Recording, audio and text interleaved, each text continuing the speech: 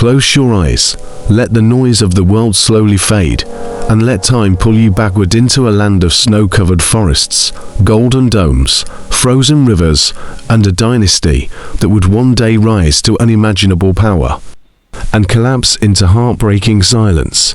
This is the long, quiet journey of the Romanovs and the fall of Imperial Russia.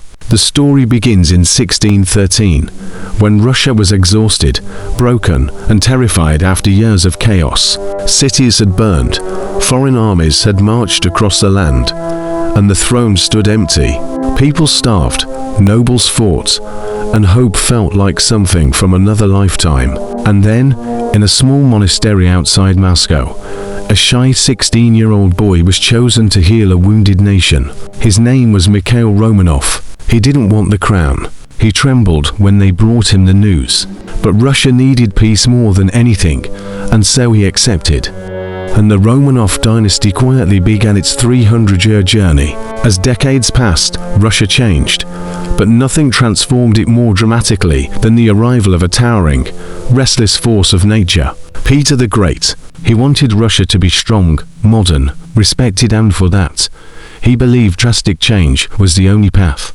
He built a navy where none existed, demanded that noblemen shave their beards, forced Europe's ways into Russian life, and carved a new capital out of misty swamplands, St. Petersburg, a city meant to pull Russia toward the future.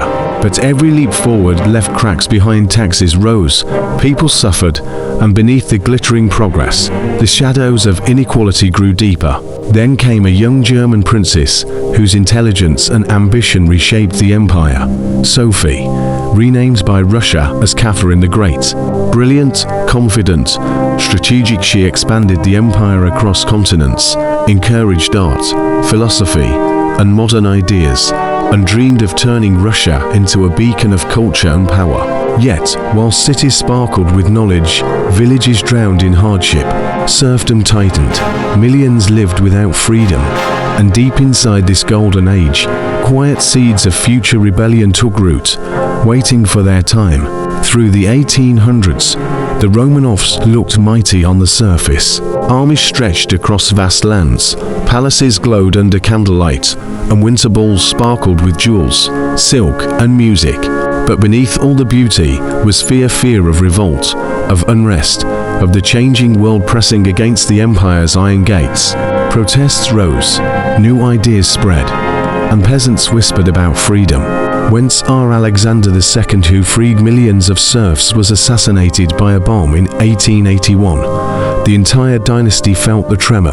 From that moment on, the Romanovs walked on fragile ice. And then came Nicholas II, the last Tsar, a gentleman, a loving father, devoted to his family, but unprepared for the fires rising around him. He wanted peace, yet every year brought more storms, strikes in the streets, anger in the countryside, wars that drained the nation, and voices demanding change. Nicholas believed deeply that he was chosen by God, but his people believed their suffering had reached its breaking point. The distance between ruler and nation widened until it was no longer a gap but an unbridgeable gulf. In 1914, World War I erupted. Russia stepped into it with courage but without preparation. Soldiers lacked boots, weapons, even food. Families froze in wooden huts. Cities starved. Mothers buried sons whose names were never recorded. And slowly, painfully, the people turned their eyes toward the Tsar, blaming him for every loss. Protests filled the streets. The empire trembled. And in 1917, Nicholas signed a single sheet of paper that ended 300 years of Romanov power, his abdication. The imperial family was placed under house arrest. Nicholas, his wife Alexandra, and their 5 children, Olga, Tatiana, Maria, Anastasia, and little Alexei. They held on to each other, still hoping that the storm would pass, that they would be sent to live quietly in exile, perhaps in England.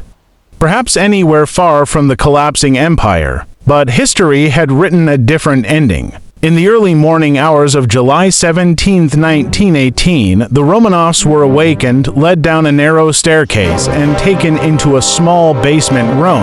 There were no golden halls, no royal guards, no music echoing through palace ceilings. Only the dim flicker of lamps, the cold touch of stone, and the soft shuffle of boots. In that silent, hidden moment, the dynasty that had once shaped nations, built cities, and ruled an empire came to an abrupt, heartbreaking end. After their deaths, Russia transformed completely. The Soviet Union rose from the ruins of the monarchy. Palaces became museums. Portraits of tsars gathered dust.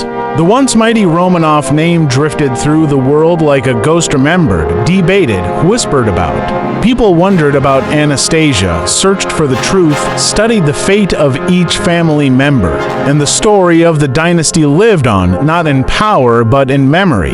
Now, as you sink deeper into rest, let the echoes of their journey settle softly around you, the shy boy who never wanted a crown, the giant who modernized a nation, the queen who ruled with brilliance and steel, the gentle Tsar caught in a storm he could not control, and the family who watched an empire crumble around them. This is the rise and fall of the Romanovs, a story that moves quietly through the snowy past of Russia, fading into the night like a distant whisper.